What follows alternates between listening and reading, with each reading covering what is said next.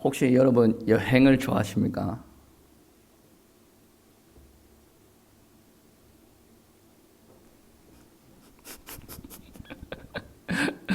어, 여행을 못 하는 겁니까? 안 하는 겁니까? 안 좋아하는 겁니까? 즐기지 못하는 겁니까? 여러 가지 이유가 있을 수도 있겠어요.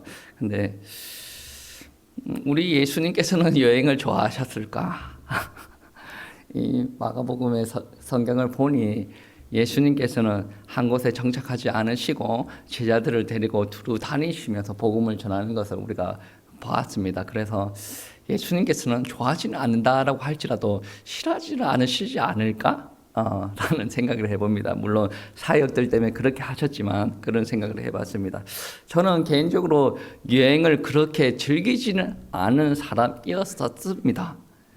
그런데도 감사하게 주변의 환경에 의해서 30대쯤 돼서 이스라엘 성지 순례를 떠나게 되었어요. 여러분 성지 순례 꼭 봐보셔야 됩니다. 여러분이 생각할 때 성지 순례는 가서 성경만 보고 가서 기도만 하고 가서 예배만 드릴 것 같지만은 여러분 미국 사람이나 유럽 사람들은 휴양을 이스라엘 옵니다. 저는 처음에 이스라엘을 바라보고 와 정말 아름답다. 여러분 휴양지로 이겁니다. 정말 아름답다. 그러면서 이제 여행을 다니시면서 이제 예수님의 행적들 그리고 구약 시대 때 이스라엘 역사들을 통해서 그 행적들을 바라보면서 성경이 이러이러했구나라는 것을 깨닫게 해주는 귀한 여행이지 않는가 저는 생각을 합니다. 제가 성지순례 가기 전까지는 과일은 좋아하는데 다양한 과일을 많이 먹어보지 못했어요. 예를 들면 체리 같은 거 저는 체리를 찾아서 먹는 사람이 아닙니다. 왜 그러냐면 어설프게 중간에 먹으면 씨가 있다 말는 게 있지 않습니까? 체리를 찾아서 먹는 사람은 아닌데 성지순례를 가니 그 멤버들 중에 성지순례를 14번 온 사람이 있는 거예요. 그래서 이 시기에 여기에 가면 좋고 저기 가면 또 그 나름대로 좋고 뭐 그런 정보를 알고 있는 사람들이 있어서 재래시장을 왔습니다. 뭐 재래시장이라고 한다면 우리 이 지역은 이제 고원 지역에 가면 회 뜨는 시장이 있지 않습니까? 그런 시장처럼 재래시장이 있어요. 그 지역의 특산품이나 많이 나는 작물들이 막 거기서 노상에서 이렇게 파는 거예요. 그때 뭐 살구도 사고 뭐 자두도 사고 그러면서 체리도 샀거든요. 체리를 이제 그냥 키로에 이렇게 달아서 주는 게 아니라 그냥 봉지 들어보세요 해가지고 막 퍼가지고 들은 거예요. 퍼가지고 이렇게 양손 가득 이렇게 같이 갔던 분들이 들고 들어와서 호텔로 옵니다. 호텔로 와가지고 저보다 연세 많으신 분들이 있기 때문에 미리 이렇게 배분을 해서 드렸어요. 많이 드렸는데 체리가 특히 많이 남았어요. 거의 이따만큼 남았어요. 이거를 그 이틀 3일 동안 먹었어요. 온 몸이 보라색으로 변해요. 혀도 보라색, 손톱도 보라색, 다 보라색이었어요. 근데 정말로 기가 막힌 것은 무엇이냐면 한국 땅에서 맛볼 수 없는 체리입니다. 한국 땅에서 맛볼 수 없는 체리고 너무 달아서 먹다가 물려요. 여러분 꿀은 처음 먹으면 맛있지만 그 다음에 계속 먹으면 물리지 않습니까? 체리가 그래요.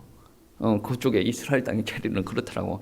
제가 이 성지순례에 간 시기가 아마 5월 말쯤이었던 걸로 기억하는데 그 시기여서 아마 그쪽에 열매들이 많이 나왔던 것 같아요.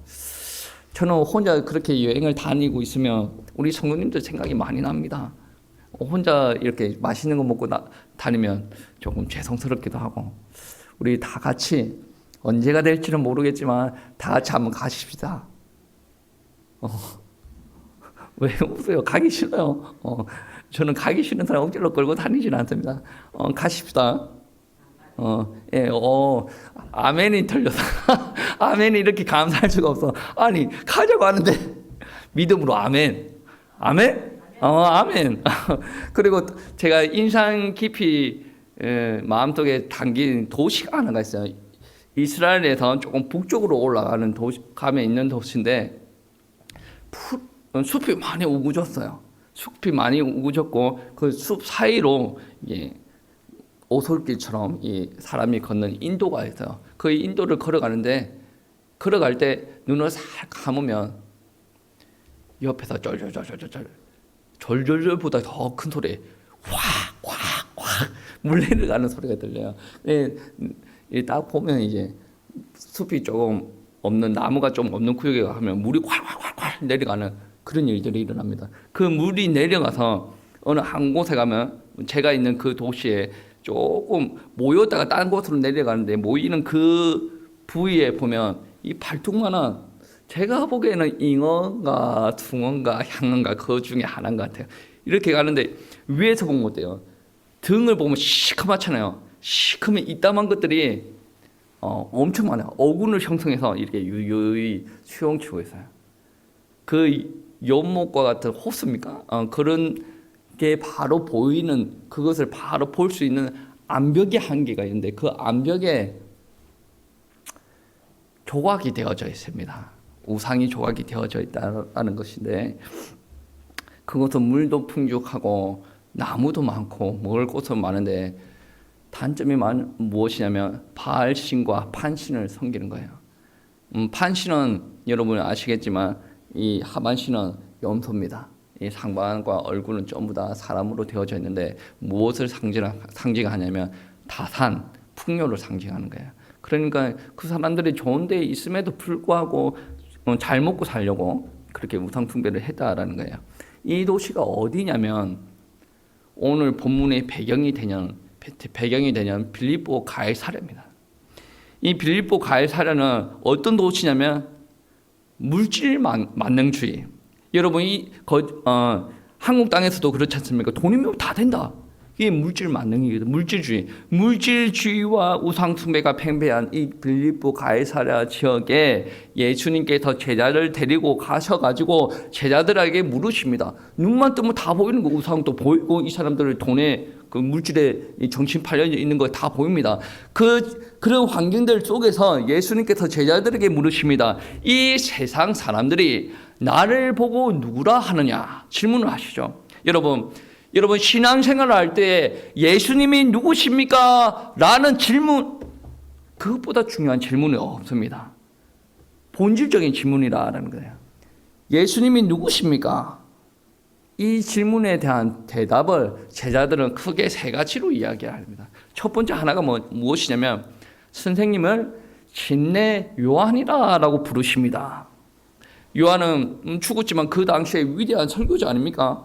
가르침을 주기도 하고 사회 운동도 하기도 하고 정치하는 사람들이 도덕적으로 좀 안 좋으면 따끔하게 책망을 하기도 하고. 근데 이 사람들이 예수님 사역을 하시는 것을 보니 예수님의 모습들 안에 진례 요한의 모습들이 있었다라는 거예요. 그러면 나쁘진 않은 훌륭한 모습입니다. 훌륭한 모습인데 그게 무엇이냐면, 훌륭함에도 불구하고 그 모습이 예수님을 설명하기에 너무나도 부족하다라는 거예요. 두 번째로 이야기하는 사람들은 엘리야다라고 이야기를 합니다. 왜냐하면 엘리야는 능력이 있는 사람이거든요. 엘리야는 하늘 문도 막았던 사람이고, 하늘 문을 열어서 비도 내렸던 사람이고, 하늘 문을 열어서 불도 내렸던 사람이에요. 죽은 사람을 살리는 엘리야였습니다. 그리고 먹을 것이 없어가지고 굶주리고 있는 사람에게 다시 오병이어와 비슷한 역사로 이제 사람을 먹이시기도 하는 그런 역사를 행하셨습니다. 예수님 사역은 어땠습니까? 귀신을 쫓아내고 맹인을 열리게 하고, 기 다친 자를 또 열리게 하고, 앉은 맹인을 이렇게 세웁니다. 죽은 자를 살리셨어요. 오병이어 칠병이의 기적으로 말미암아 많은 사람들을 먹이셨다라는 거예요. 그러니까 예수님의 사역들을 바라보니까 능력이 강력하게 드러나거든요. 그러니까 그 사람들이 생각할 때 엘리야가 다시 살아났구나 라고 생각을 할 수가 있었다라는 거예요. 그런데 예수님은 엘리야가 아닙니다. 제자들이 세상 사람들이 하는 말 중에 하나가 선지자이긴 한데, 선지자도 하나님의 사명들을 감당하기 위해서 하나님께서 보내셨지 않습니까? 그런 의미에서 선지자 중에 하나이기는 한데, 그것 가지고 예수님을 설명하기에 너무 어렵다라는 말씀이라는 거예요. 예수님께서 오늘 빌립보 가이사랴 지역에서 자신의 정체를 드러내시기 위해서 이 사람들이 나를 누구라 하느냐라고 물으시는 거예요. 그리고 정체를 드러내시고 자신이 감당해야 될 일까지 이야기를 하십니다. 그리고 오늘 본문을 보시면 그 전에 제자들에게 먼저 물어보시죠. 사람들은 나를 그렇게 생각한다. 그러면 너희는 나를 누구라고 생각하느냐? 여러분 한번 생각해 보세요. 나와 2년 동안 함께 동공동락을 하고 나의 가르침을 받고 귀신을 쫓아내는 것을 보고 병든다가 다시 살아나는 것을 보고 그런 것을 다 목도한 너희들은 나를 보고 누구라고 표현을 할 수가 있는가? 나를 누구라고 이해를 하느냐? 가장 가까운 거리에서 나를 지켜본 너희는 나를 어떻게 생각하느냐? 제자들에게 물어보셨어요. 지금 이 시간에 예수님께서도 여러분에게 또 물어보십니다. 우리들 교회에서 신앙생활하는 몇십 년 동안 신앙생활을 하신 분들이 있지 않습니까? 여러분의 신앙생활을 하는 근본적인 목적이 무엇이에요? 내가 하나님의 백성이 되었고 내가 하나님의 자녀가 되었고 하나님 앞에 구원을 받았어요. 하나님 그렇게 하고 신앙생활을 할 수가 있어요. 그런데 여러분 하나님은 그렇고 여러분 예수님은 어떻게 생각하십니까? 그게 무슨 말이야? 그런 심각하게 생각한 적이 없는데 여러분 심각하게 생각하셔야 됩니다. 몇십 년 동안 신앙생활한 우리가 예수님을 어떻게 생각하십니까? 예수님께서 물으셨죠. 너희는 나를 누구라 하느냐? 베드로가 아주 심플하게 대답하십니다. 어떻게 대답하냐면 29절 말씀에 주는 그리스도 신이다. 아주 간단하게 이게 무슨 답이 될 수가 있겠습니까? 근데 제자들의 베드로의 이 직설적인 대답이 놀랍게도 정답입니다. 여러분 너무나도 이 주는 그리스도십니다 이 말을 놀랍게도 너무나도 많이 들었어요. 세상 사람들도 예수 그리스도라는 이야기를 너무나도 많이 들었습니다. 어떤 사람은 그러대요. 예수는 성이고 그리스도는 이름이다. 모르니까 그런 소리를 하겠지만 예수는 이름이고 그리스도가 직분입니다. 여러분 이 예수 그리스도에 담겨져 있는 의미를 잘 모르다 보니 주는 그리스도십니다라는 베드로의 고백이 나는 안다. 우리 갈보리교회 목사님 너무나도 자주 이용해서 이제는 잠잘 때도 이 소리가 들리려고 한다. 너무나도 따분하다. 뭐 새로운 게 없냐? 그렇게 따분해 하실 수도 있어요. 근데 우리가 한번 생각해 보세요.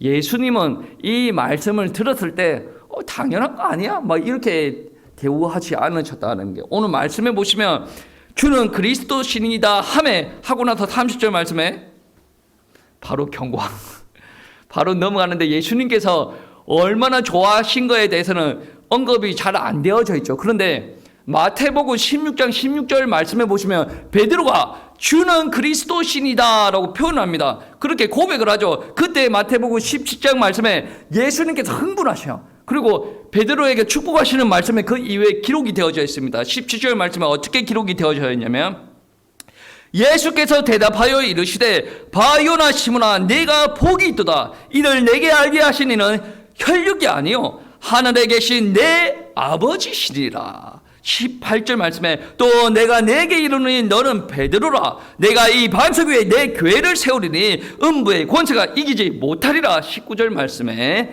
내가 천국 열쇠를 내게 주리니 네가 땅에서 무엇이든지 매면 하늘에서 매일 것이요 네가 땅에서 무엇이든지 풀면 하늘에서 풀리리라 하고 여러분 이 안에 모든 비밀이 다 들어가 있습니다.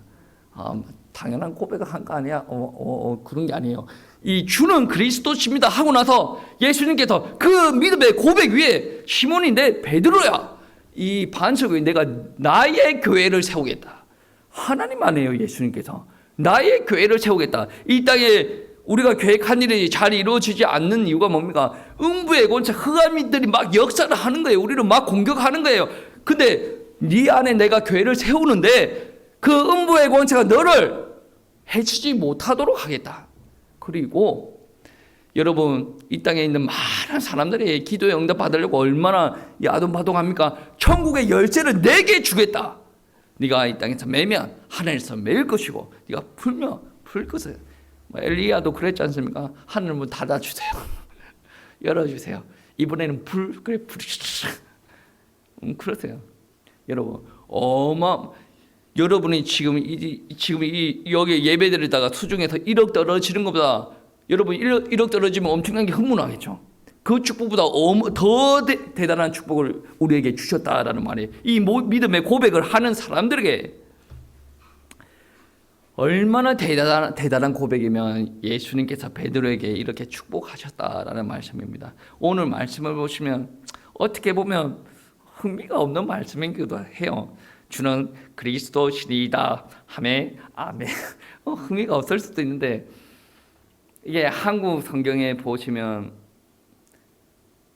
원어 성경에서 언급되어 있는 것을 옮기면서 빠뜨린 게 있어요. 영어 성경에 봐도 그대로 나와 있습니다. 라는 의미를 품고 있는 정관사가 사라졌어요. 영어 성경에 이렇게 나옵니다. You are the Christ. 그러니까 당신은 그리스도십니다. 라는 말이 아니에요. 당신은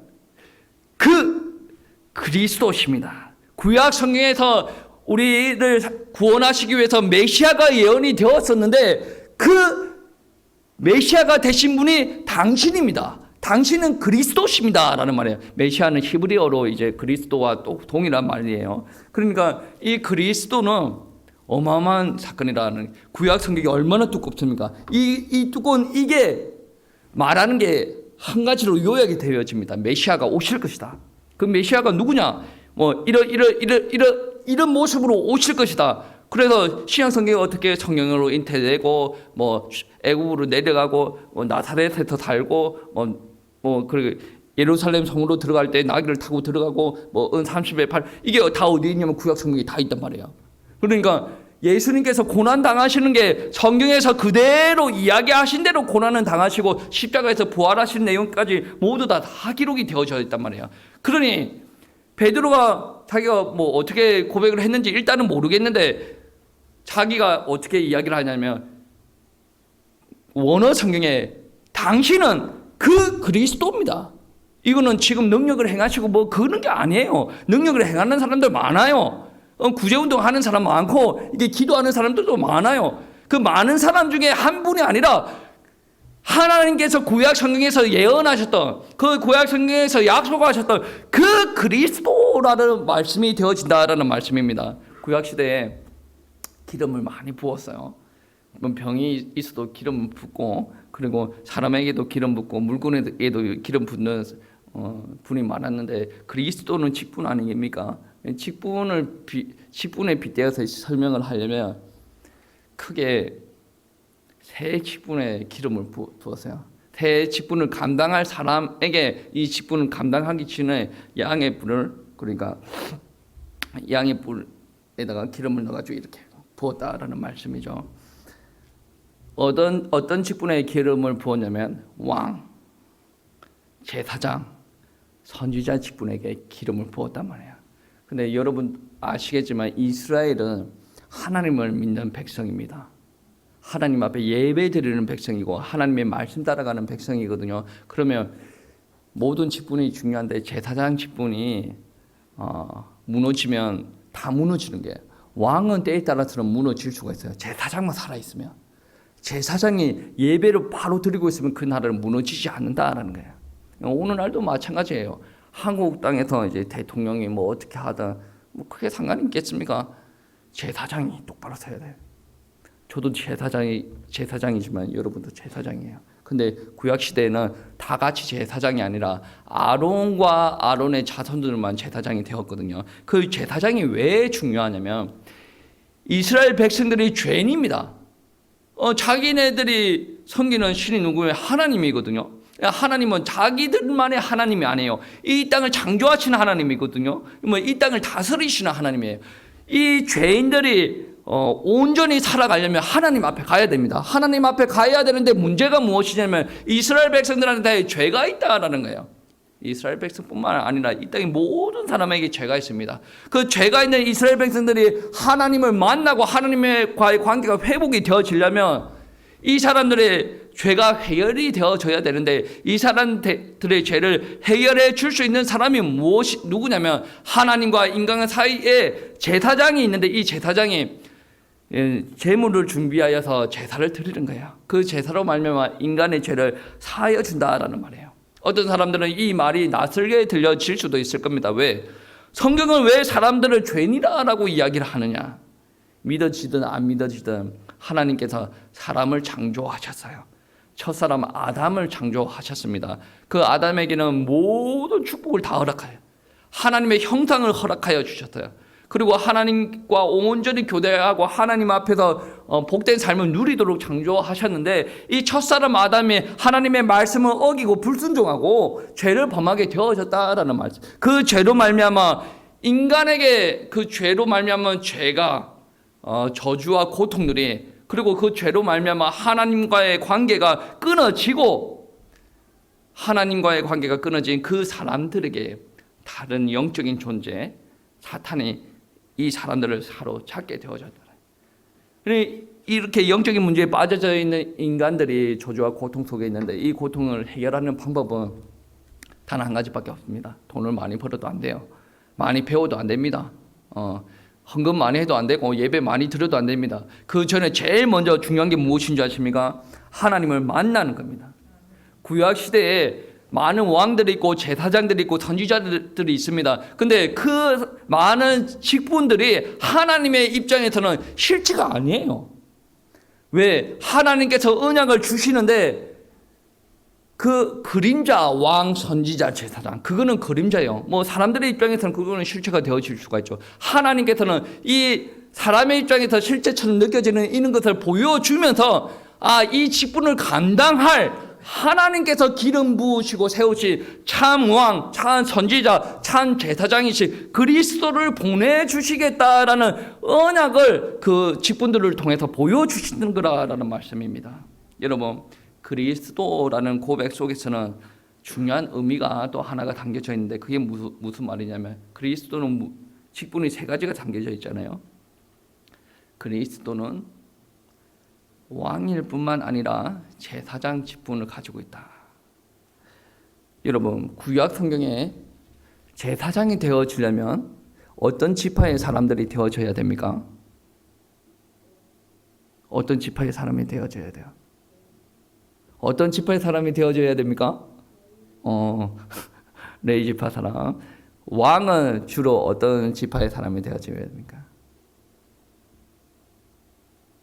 옥시가 유다 지파 사람들이 주로 처음 이게 다윗부터 이렇게 유다 지파가 좀 되어졌죠.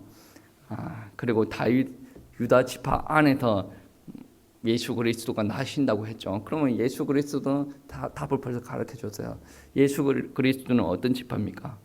유다 지파거든요. 유다 지파예요. 그러면 예수님이 그리스도 삼직을 담당하시는 분이다라고 하는데 유다 지파인데 어떻게 아론 지파들이 감당을 하는 제사장이라고 합니까? 라고 질문을 던질 수가 있거든요. 여러분 어떻게 생각하십니까? 히브리서 7장 말씀에 그런 이야기가 있어요. 예수님께서는 유다 지파인데 막 이런 말이 있어요. 근데 여러분 히브리서 7장 11절 말씀에 이런 말씀이 있습니다. 레위 계통의 제사 직분으로 말미암아 온전함을 얻을 수 있었으면 백성이 그 안에서 율법을 받았으니 어찌하여 아론의 반차를 따르지 않고 멜기세덱의 반차를 따르는 다른 한 제사장을 세울 필요가 있느냐? 그러니까 율법에 속한 그 레위 지파를 통한 제사장으로 말미암아 모든 것이 다 끝나치면 다른 제사장을 세울 필요가 없다. 그런데 제가 말씀했죠. 그거는 그림자. 다른 것을 예수 그리스도를 가르치기 위해서 레위 지파로 말미암아 제사장 직분을 세웠다는 거예요.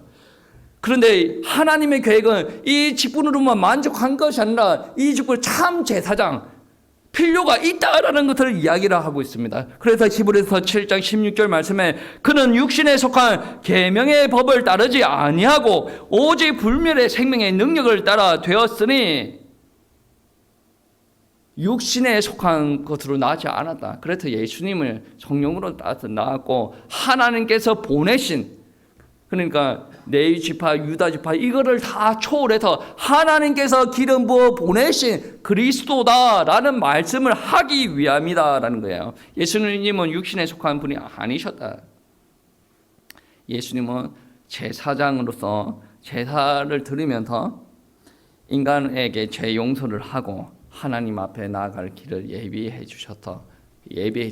선지자의 역할을 또 감당을 하셨다. 그리고 한 걸음 더 나아가서 예수님은 왕이시다.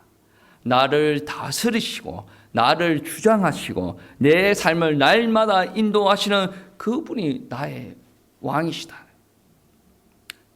나의 주인이시다. 여러분 인정하시기 바랍니다. 여러분 바삭바삭 이렇게 살고 하지 마시고 나의 주인은 그분이세요. 예수님이시고 그분이 나의 주인이십니다. 인정하시면 아동바동 이렇게 할 필요가 없어요.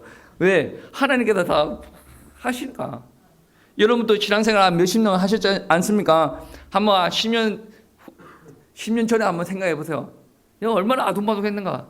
제가 10년 전에 이 교회 처음 왔을 때 설교도 잘 안 되고 막 다른 전도사처럼 막 해맑게 놀러 다니지도 못하고 전도사들이 막 필리핀 뭐 여행 다닌다, 뭐 필리핀 졸업 여행, 뭐 방학 때는 뭐 어디 뭐 성지순례 간다면 안 갔어요. 왜 그러냐? 너무 무게감이 커가지고 지나오니까 별거 아니래요. 나 혼자 아둥바둥하는 거예요. 하나님 앞에 맡기지 못하니까 아둥바둥하는 거예요. 여러분 맡기세요. 여러분 경제 문제도 맡기고 자녀 문제도 맡기고 여러분 가정 문제도 하나님 앞에 맡기세요. 맡기라는 말은 털어버리고 가만히 있으라는 말이야죠. 맡기기 때문에 그분한테 기도하는 거예요. 우리 가정에 역사해달라. 내 가정에 역사해달라. 우리 자녀에게 역사해달라. 그렇게 기도하는 거예요. 여러분 이 그리스도가 발견되어진 사람들한테 성경은 그리스도인이라고 표현합니다. 우리 성도님들 그리스도인이 되시기를 축복합니다. 그리고 제가 좀 전에 베드로가 어떻게 이 고백을 했을까? 그런 잠깐 그러고 넘어갔지 않습니까? 베드로가 고백을 할 수 있었던 이유가 있습니다. 오늘 말씀에서는 그런 말이 없는데 마태복음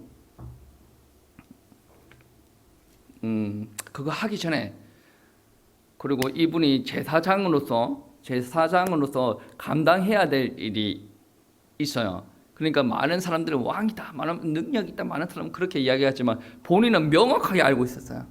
이 땅에서 감당해야 될 일을 명확하게 알고 있었습니다. 그 본문 말씀이 31절 말씀인데 우리 다 같이 합독하시겠습니다.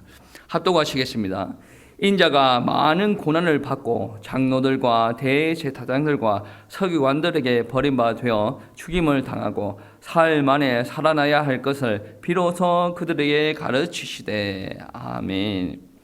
다른 사람들에게는 예수님께서 죽는다라는 말이 안 와닿을 거예요. 근데 그리스도의 직분을 완성을 하려면 죽으셔야 됩니다. 왜? 제사장은 무엇을 하는 사람입니까? 이 땅의 죄인들의 죄를 사하기 위해서 제물을 갖다 바치고 잡아서 죽이고 하나님 앞에 드리는 직분 아닙니까? 근데 구약 시대의 제사장은 제물이 정해져 있었습니다. 양을 잡든 염소를 잡든 송아지를 잡든 제물이 정해져 있었어요. 우리 예수님도 제물을 정해 놓았어요. 하나님께서도 정해 놓았다는 그 우리 인간의 죄를 사하기 위해서 드려지는 제물의 실체는 무엇이냐면 바로 예수님의 몸이었다라는 거예요.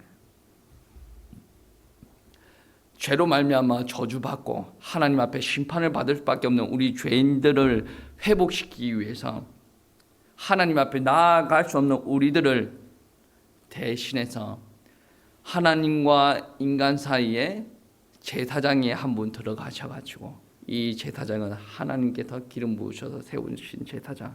이 제사장은 다른 제물도 아니고 자기 몸을 제물로 드렸다. 진노의 책직을 받으시고 십자가에서 못 박혀 죽으셨다. 피와 모든 물을 다 쏟으셨다. 어제 헤르몬 교회 예배 드릴 때 중간에 영상이 한 개 떴어요. 예수님께서 십자가 못 박히시는 그런 영상. 그래 애들이 하는 말이 불편하게 저 발을 이렇게 포개가지고 이렇게 하면 어떡하냐. 그러니까 그게 불편하려고 죽이려고 하는 거지. 그게 불편하려고 하는 거 아니지 않습니까? 그래서 제가 이 따만 긴 막대기가 한 개 있어가지고 저 못이 조그맣게 보여도 이 막대기만한 못으로 예수님 발에 저렇게 박았다 그래. 저들끼리 막 이런저런 이야기를 하고 막 그게 누구 때문에 그러냐? 우리 때문에 그랬다. 본인을 드리기로 결심을 하고 그 십자가에서 거룩한 피를 흘림으로 말미암아 하나님의 진노를 다 사해 주셨다. 그리고 그분은 지금 죽어 있는 분이 아니라 지금 무덤에서 3일간의 장사되었다가 부활하신 분이에요. 왜 부활을 하셔야 되냐면 우리 죄인들 있지 않습니까? 이 땅의 죄인들이 하나님과 연합을 해야 되는데 죄로 말미암아 하나님과 단절되었지 않습니까? 단절되어 있는 그 죄인들이 사탄에게 장악이 되어져 가지고 자기가 잘하는 것 같으면서 계속 끌려가는 거예요. 그러다가 사탄이 한번 쳐버리면 다 넘어가는 거예요. 아니, 죄인들이 왜 자살을 합니까? 자살할 이유가 뭐가 있습니까? 자기한테 돈이 그렇게 많은데. 이거는 영적으로 이야기하지 않으면 절대로 해결되지 않습니다. 아니, 우리 훌륭한 정치가들이 왜 자살해요? 아니, 우리 할리우드 스타들이 왜 약을 먹고 자살을 합니까? 자살하는 이유는 조건을 따지는 게 아니라 영적인 문제다. 다 그렇지 않을 수도 있을 거랍니다. 그런데 근본적으로 영적으로 문제가 있어서 자살을 하는 거예요. 질질 끌고 다닌다는 말이에요. 그거를 해결하기 위해서 사탄이 그 사람들을 사로잡고 있는 이 땅의 임금 사탄이 그 권세가 결박이 되어져야 돼요. 그 사탄이 죽음의 세력까지 다 장악을 하고 있는데 예수 그리스도께서 죽음의 자리에 가셨다가 사탄의 권세를 깨고 부활하셨다는 거예요. 그러니까 예수를 믿는 사람들은 이때는 지금은 사탄의 손에 잡혀서 이렇게 종살이하는 것이 아니라 그 권세를 깨부신 예수 그리스도가 나의 주인이 되어져서 나를 인도하고 나를 보살핀다라는 말씀입니다. 지금도 주님께서는 죽어 계신 게 아니라 살아 있습니다. 살아서 하늘 보좌 우편에 앉으시고 믿는 사람들에게는 영으로 우리 안에 함께 거하시고 계신다. 우리 삶에 개입하실 수 있는 이유가 뭐냐면 죽어 있는 분이 아니란 말이에요. 살아있는 분이다. 그래서 주님께서는 나의 주님, 나의 그리스도, 나의 구주 되신다는 거예요. 그러니까 여러분, 주님, 구주, 그리스도 이 말을 너무나도 많이 들었는데 하나님 복 주세요. 그 기도보다 더 중요한 말이 뭐냐면 주님께서 나의 주인 되시고 구주 되시고 그리스도 되십니다. 이 안에 모든 것이 다 포함되어 있다. 여러분 일주일 동안 주님께서 나의 주인 되시죠. 구주 되시죠. 그리스도 되시죠. 이게 다 동일한 말이긴 한데 그렇게 한다 그러면 여러분 안에 여러분의 눈에 안 보일지 모르겠지만 눈에 안 보이는 영계들이 막 영적인 세계들이 막 혼란이 일어나는. 그리고 이게 점차적으로 이렇게 정리가 되어진다면 드러나는 육신의 세계에서도 여러분은 응답을 받아 누릴 수가 있을 거예요. 부자가 안 돼도 되는데 주님께서 하나님이 하라고 부자 시키고 얼마나 감사한 거 아니겠습니까? 내가 몸이 아파도 상관없어. 근데 하나님께서 이게 하나님의 형상을 내 안에 회복시키면서 육신도 회복이 돼요. 그리고 이것들로 말미암아 복음 전하려고 합니다. 얼마나 감사합니까? 근데 우리가 신앙생활을 하다 보면 그런 게 있어요. 안 믿어줍니다. 안 믿어줘요. 근데 베드로는 누구 하나 가르쳐 준 게 없는데 어떻게 믿었겠습니까? 마태복음 16장 17절 말씀에 주는 그리스도시요 고백하고 나서 예수님께서 바 요나 시므나 네가 복이 있도다. 이를 알게 한 이는 혈육이 아니다. 하늘에 계신 내 아버지시다. 그 말은 뭐냐면 하나님께서 깨닫게 하셨다. 하나님께서 사람들에게 배우게 하신 게 아니라 직접 직통으로 계시하셨다 라는 겁니다. 여러분 이 땅에서 살아갈 때 우리 인간들은 하나님의 진노 가운데 가득 차 있어요. 하나님은 절대로 만날 수가 없어요. 우리가 열심히 살고 신앙생활 열심히 하고 헌금 열심히 하고 우리가 윤리적으로 우리가 다른 사람들 많이 도와준다라고 하더라도 우리의 능력 가지고는 하나님을 만날 수가 없다라는 거예요. 그래서 하나님께서 예수 그리스도를 준비하셨다라는 거예요. 만약에 예수께서 나를 위해서 죽으시고 부활하셨다. 그리고 그분께서 나를 위해서 이루신 구원이 깨달아지고 믿어지지 않는다라고 한다면 하나님 앞에 엎드려서 기도하시기 바랍니다. 하나님, 나의 죄인됨을 깨달아 알게 하시옵소서. 여러분, 만약에 나의 죄가 얼마나 심각한 죄인지 이 죄를 깨닫게 되어지면 하나님 앞에 벌벌 뜨게 돼 있는 거예요. 이사야 6장 말씀에 이사야가 나름 신앙생활을 잘하는 사람이었는데 천상에서 예배드리는 거룩하신 모습을 바라보고 자기는 죽었다고 벌벌 떨었어요.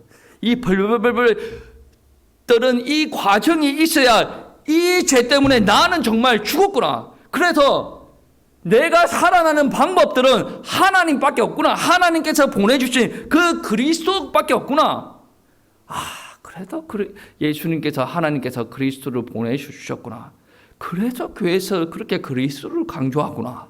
그래서 구원도 강조하고, 그래서 교회에서 십자가를 엄청나게 강조하는, 교회에서 십자가가 없다 그런다면 이게 그 위에 다는 십자가 말고 십자가에서 이루신 사역들이 없다 그런다면 성경이 없는 거랑 마찬가지입니다. 여러분이 하나님 앞에 나의 죄를 깨닫게 해주세요 했을 때 하나님께서 역사하실 때 어떻게 역사하냐면 여러분의 죄의 심각함을 깨닫게 되는 거예요. 여러분의 예전에는 내가 좀 죄를 범했어. 옆에 사람 비슷한 거 아니야? 이러다가 하나님의 거룩하심이 딱 임하고 나면 와, 내가 이거 정말 하나님께서 진노하시겠다. 그런 게 옵니다. 그런데 그거와 함께 같이 오는 게 무엇이냐면 하나님께서 나를 살리시려고, 죽을 수밖에 없는 나를 살리시려고 그리스도를 보내셨구나. 그래서 오늘 말씀에 진내 요한입니다 라고 이야기했을 때 말이 안 되는 소리예요. 예수님이 진내 요한 아닙니다. 엘리야입니다. 아닙니다. 선지자 중에 하나입니다. 아니에요. 예수님은 그리스도입니다. 그래서 여러분이 정말로 예수님이 믿어지고 예수님이 나의 구주십니다. 내가 하나님을 만나게 하시는 길 되시는 길을 열어주신 참된 선지자십니다. 이게 믿어지고 하나님께서는 예수 그리스도를 보내주셔서 내 죄를 전부 다 사하게 하시는 제사장으로, 참 제사장으로 오셨습니다. 그리고 나의 삶을 통치하기 위해서 예수님께서 오셨는데 그분은 마귀의 세력들을 다 박살내버리신 참 왕이십니다. 나의 그리스도, 나의 구주, 나의 주인 되신 예수님을 찬양합니다. 그게 신앙이 들어가면 여러분 더 이상 여러분들에게 문제 되어질 게 없습니다. 여러분 지금 고민되어지는 거 있죠? 여러분 그거를 고민하는 것보다 하나님께서 여러분에게 아주 좋은 선물을 주셨어요. 은혜의 선물, 예수 그리스도. 그분을 믿으시면 하나님께서 완벽하게 인도하실 겁니다. 이 은혜를 누리세요. 저도 기도하고 우리 교회가 이 그리스도를 증거하는 아름다운 교회가 되어지기를 축복합니다. 예, 한 주 동안 승리하세요.